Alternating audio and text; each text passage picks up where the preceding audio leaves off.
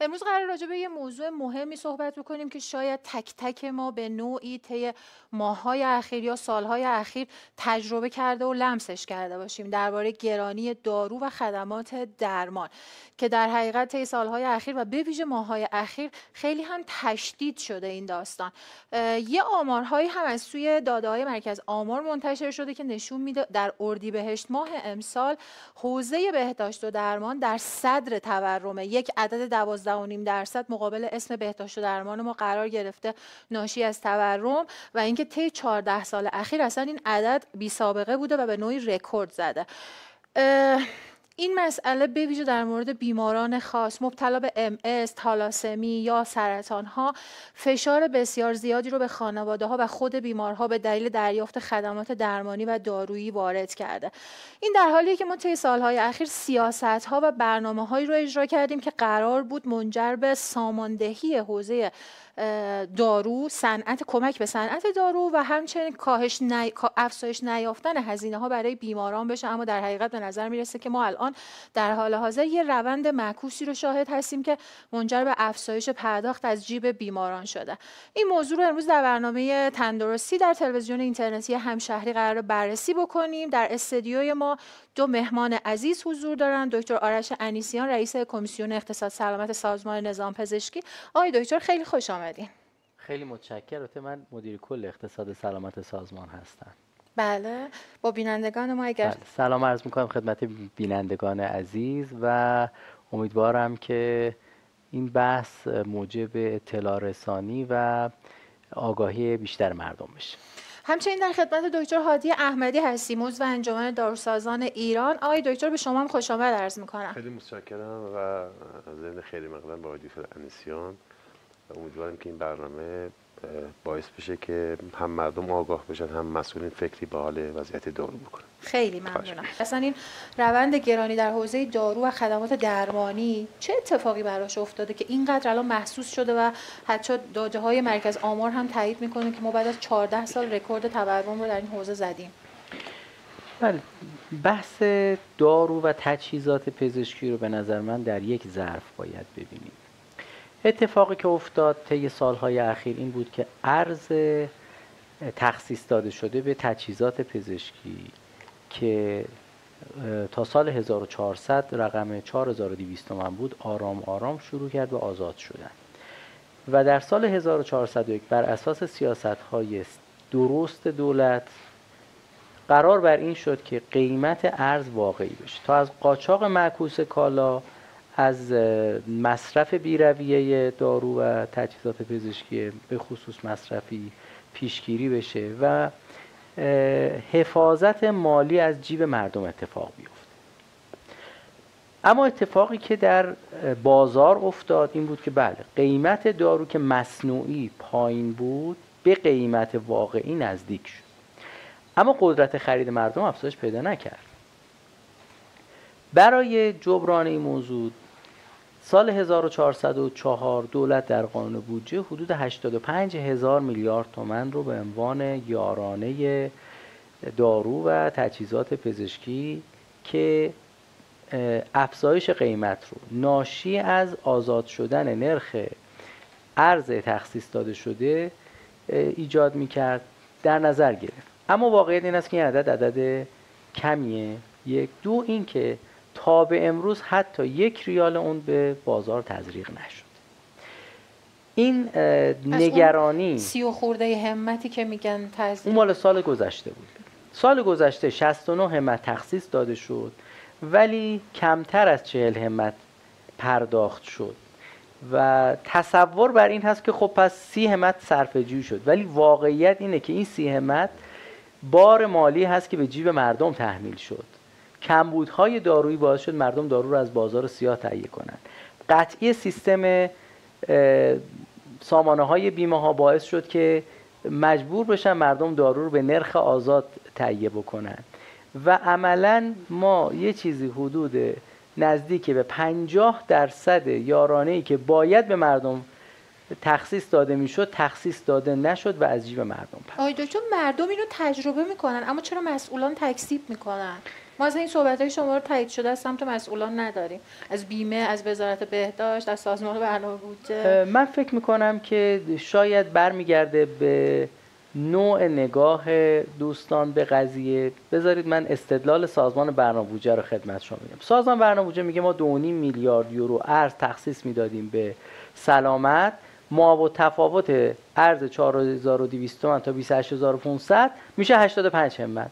اما واقعیت اینه که ارز تخصیص داده شده تنها بخش بهای تمام شده خدمات و کالای سلامت نیست. همونجور که آقای دکتر احمدی هم فرمودن، ما خیلی از اقلاممون از تورم عمومی تبعیت میکنه و چون تو حوزه دارو و تجهیزات ما خدمات و کالاهای های تک رو تولید میکنیم، بهای تمام شده اونها از تورم عمومی خیلی بیشتره و به همین دلیل بار مالی که تحمیل میکنه دارو و تجهیزات پزشکی به در واقع صورت حساب بیماران بیش از نرخ تورم عمومیه.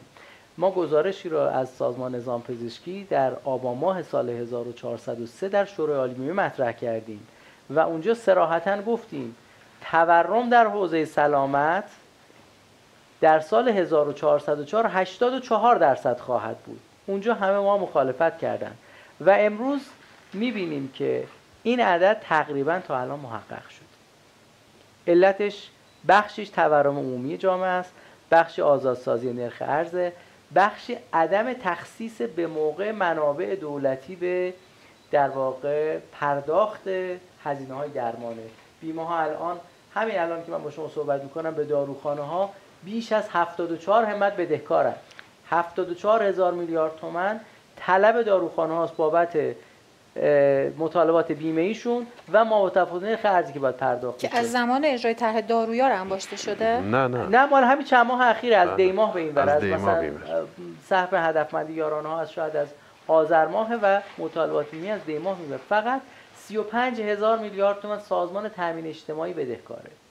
خب شرکت های دارویی، شرکت های پخش همه وابستن به این پول. وقتی این پول از بخش دولتی تزریق نمیشه به داروخانه ها، به بیمه ها، به در واقع شرکت های پخش، به تولید کننده ها، چرخه تولید، چرخه زنجیره تامین دارو دچار اختلال میشه. کمبود داروی اتفاق میفته چون داروخانه پول نداره دارو بخره.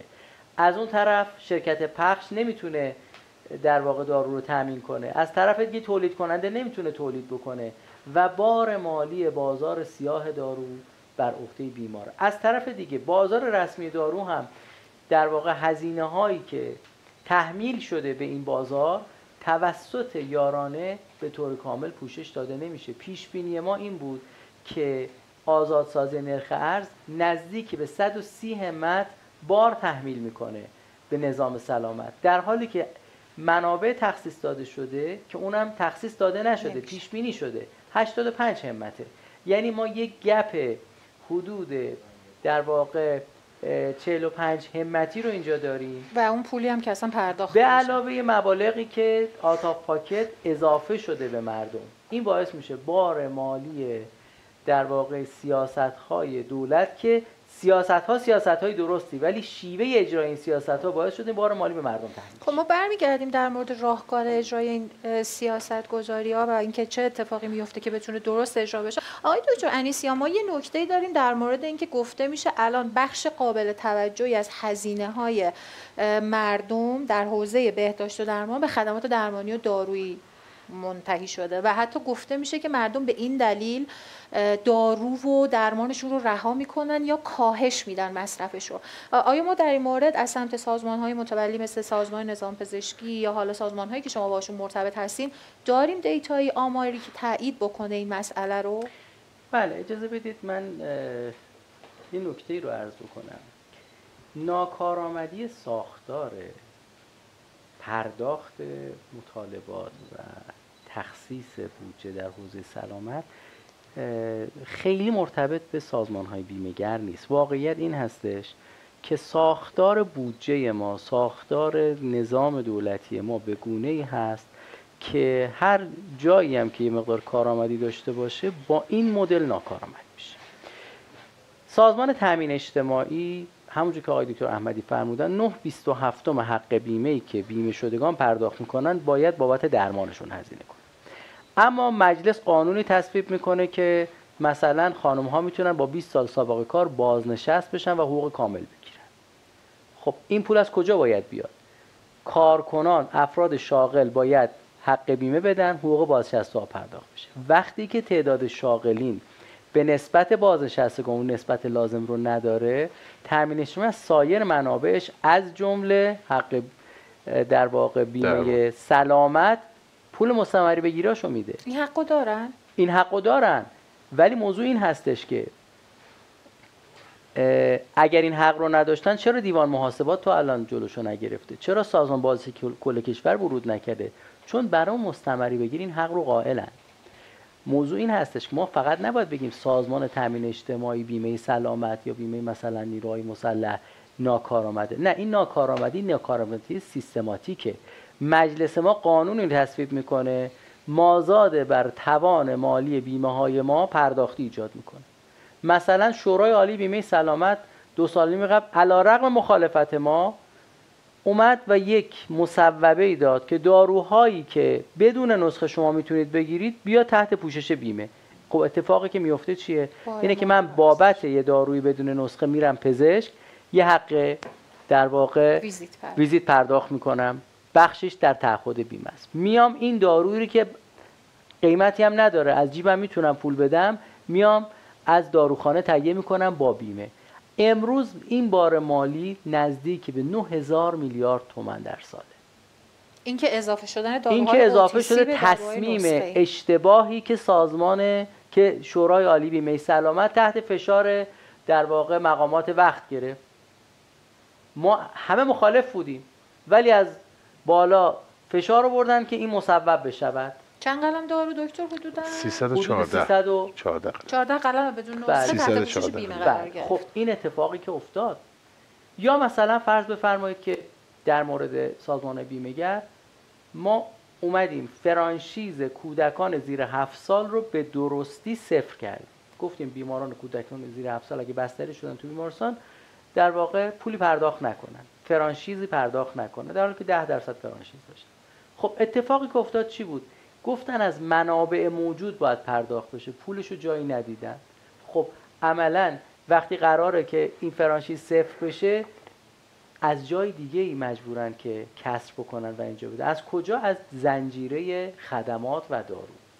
این اتفاقات صرفاً مختص سازمان‌های بیمه‌گر نیست. سازمان‌های بیمه‌گر هم درسته تا حدی در این موضوع قصور دارن ولی خودشون قربانی این سیاست‌های کلان دولت هستن. آیدو جان، من یه نکته ای رو واسه کلامتون بگم. ما بودجه‌ای رو که بر دارو ما به تفاوت ارز حمایتی با ارز نیمایی اون زمان که 28500 بود تعیین کردیم، کلا همه شعار و همه وعده این بود که بودجه نشانداره. این همین مسئله نشاندار بودن بودجه حق سازمان بیمه رو منتفی میکنه برای اینکه این بودجه رو جای دیگه ای خرج کنه. چطور شما مثلا عنوان میکنید که این بودجه رو سازمان هدفمندی یارانه‌ها مستقیم پرداخت میکنه، بیمه ها پرداخت نمیکنن؟ یعنی عملا این از اختیار بیمه ها خارجه، در اختیار سازمان هدفمندی یارانه‌ها. خب الان در حقیقت ما میتونیم بگیم پس ما توی سیاست‌گذاری اقتصاد سلامتمون دچار سوء مدیریت هستیم و این سوء مدیریت رو باید از کجا ببینیم؟ ببینید ما الان اگه بخوایم دنبال مقصر بگردیم مشکلی حل نخواهد شد. ما باید بگیم خب حالا تو این شرایط که هستیم چیکار بکنیم که مردم بار کمتری رو تحمیل بکنن، زنجیره و چرخه اقتصاد سلامت ما یه مقداری روانتر بچرخه. اگر بخوایم دنبال مقصر بگیریم فرض کنید 10 تا مقصر پیدا کردیم، ما نه در جایگاهی هستیم که مقصر رو مجازات بکنیم و نه اصولاً این موضوعات تک عاملی و چند عاملی هستش که بتونیم در واقع حلش بکنیم. موضوعات مولتی فاکتوری چندین عامل متعدد داره که از حوزه نظام سلامت و وزارت بهداشت و وزارت رفاه اینا خارج. پیشنهادی که ما به به وزارت بهداشت و شورای عالی بیمه سلامت دادیم برای حفظ چرخه نظام سلامت، چرخه مالی نظام سلامت و برای اینکه پرداخت از جیب مردم مدیریت بشه، گفتیم این یارانه ها و این پرداخت های بیمه ای رو بیایم به شکل اعتباری بروز بکنه. خب اغلب بیمه ها منابعشون داره از منابع دولتی میاد یا چیزی که مرتبط هست با منابع دولتی. ما بیایم به ازای خدماتی که داده میشه، به ازای بدهی که بیمه ها دارن، یه اعتبار ایجاد کنیم برای بیمه ها که این اعتبار رو بتونن منتقل کنن به مراکز درمان. مثلا فرض کنید که یه داروخانه تو یک ماه 100 میلیون تومان دارو فروخته که سهم بیمه است. این 100 میلیون از سازمان بیمه‌گر اعتبار به داروخانه تخصیص داده بشه که این اعتبار قابلیت این باشه که داروخانه بتونه باش دارو بخره.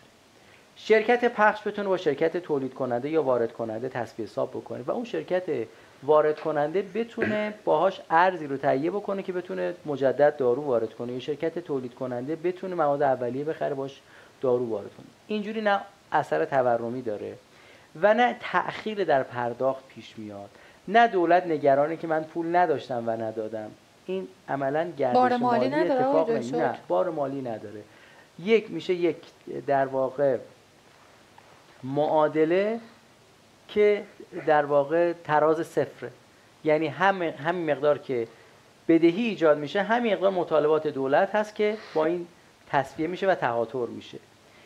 روش دومی که پیشنهاد کردیم، گفتیم که سازمان‌های بیمه‌گر براشون دولت یک اوراق قرضه به نام صادر بکنه که بتونن مطالبات مراکز درمانی داروخانه ها رو با این اوراق تصفیه کنن و اونها بتونن از این اوراق استفاده بکنن. اوراقی هست که توسط دولت و بانک مرکزی تضمین شده هست و میتونن از این اوراق استفاده بکنن. راه حل سومی که پیشنهاد دادیم این بود که البته اینا پیشنهادهای کارشناسی است که توی دبیرخونه شورای بیمه سلامت هم مطرح شده و در واقع حداقل در حد کارشناسی مصوب شده. امیدواریم که در هیئت دولت هم مصوب بشه و اجرایی بشه. این که بیمه ها بتونن بابت این مطالباتشون و این تأخیر تخصیص در واقع بودجهشون بتونن از بانک تسهیلات بدون بهره بگیرن و بتونن پول مراکز درمانی و داروخانه ها رو پرداخت بکنن. اینها هیچ بار مالی برای دولت ندارد ولی اراده میخواهند که بخواد به سلامت کمک کنه. چرا واقعا ما در بعضی تصمیم گیری ها ذینفعان اصلی رو شرکت نمیدیم؟ همین فرمایش آقای دکتر. در تمام تصمیم گیری ها با در واقع دوستان در انجمن داروسازان و بقیه انجمن ها، سازمان نظام پزشکی حتما مشورت میکنه.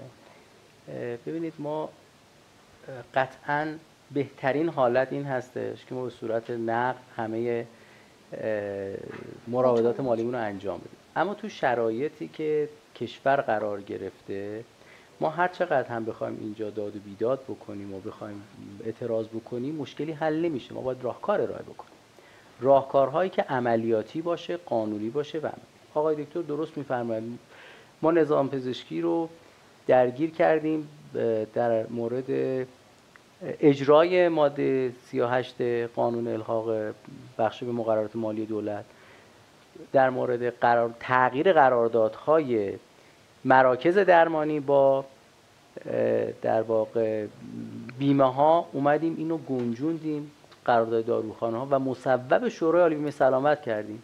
این کار بود که ما صورت قانونی میتونستیم انجام بدیم.